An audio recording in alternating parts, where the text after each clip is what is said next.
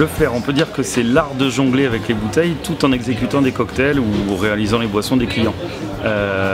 Voilà, donc ensuite on peut noter deux différences. On va dire l'exhibition, donc vraiment du jonglage, si on veut ouvrir au large public, du jonglage pur, avec exhibition, avec une bouteille, 3 shakers, etc.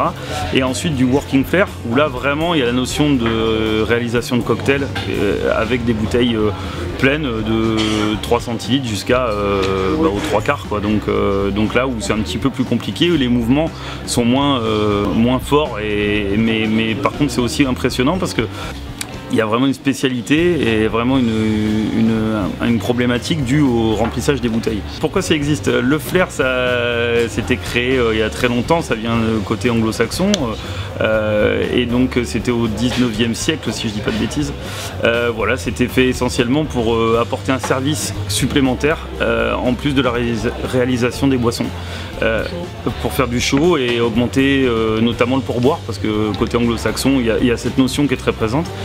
Donc le bar a été créé en 2002 et on va dire que depuis réellement depuis 2010, là on a aujourd'hui 4 barman qui font ça de très très régulièrement, qui s'entraînent, qui font toutes les compétitions qu'ils peuvent trouver, voilà, et qui en organisent d'autres d'ailleurs, oui, et qui en gagnent de nombreuses, ouais.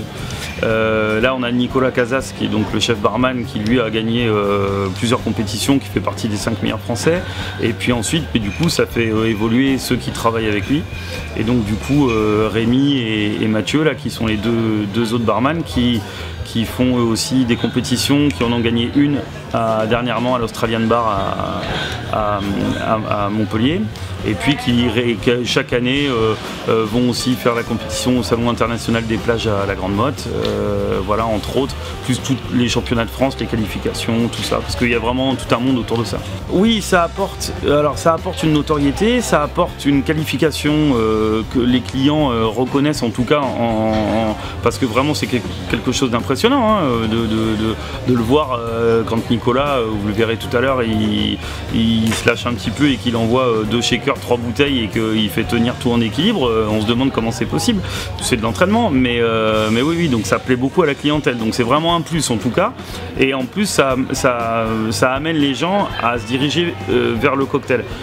S'ils ont un choix à faire entre un verre de vin et un cocktail, le flair va les amener très certainement à avoir un chaud et à choisir le cocktail. Si le barman lui casse les bouteilles, le patron ne dit rien parce que ça fait partie du job? On va dire qu'il y a les 7% autorisés et pas plus. Voilà, 7% voilà, 7% de casse sur la saison. Voilà. Non, ça peut faire partie du... Normalement, on a des tapis derrière les bars, donc voilà. Mais vu le niveau qu'ils ont, ils cassent peu quand même, hein.